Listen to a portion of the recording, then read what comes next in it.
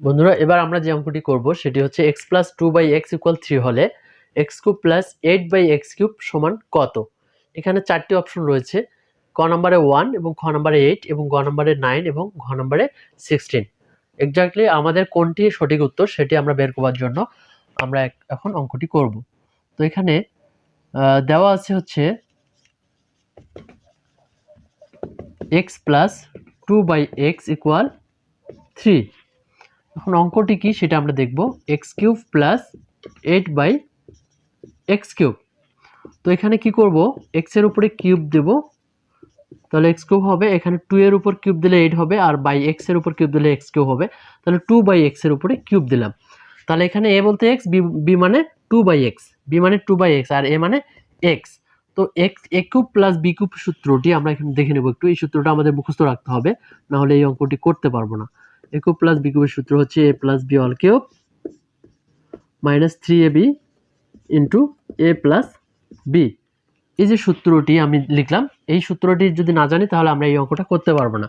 এই জন্য এই সূত্রটি আমাদের এখানে প্রয়োগ করতে হবে। এখানে a বলতে x, b বলতে 2/x। তাহলে x plus 2/x all cube minus 3, এখানে a b আছে, a মানে এখানে আমরা দেখতে পাচ্ছি x আর b মানে 2/x, b মানে 2/x into a plus b, a মানে x প্লাস b মানে 2/x। তাহলে আমরা কিন্তু সূত্রটি প্রয়োগ করে ফেলেছি, a plus b all cube minus 3ab into a plus b। তাহলে এখানকার নিচের x উপরের x কেটে দেওয়া যাবে, আর x প্লাস 2/x এর একটি মান রয়েছে, সেটার মান হচ্ছে 3। তার উপরে আমরা পাওয়ার দেবো কিউব মাইনাস 3, আর 2 এ গুণ করলে 3 দুগুণা 6 আমরা একবারে লিখতে পারি, 3 দুগুণা 6। আর x প্লাস 2/x এর মান ইন্টু দিয়ে 3 লিখবো।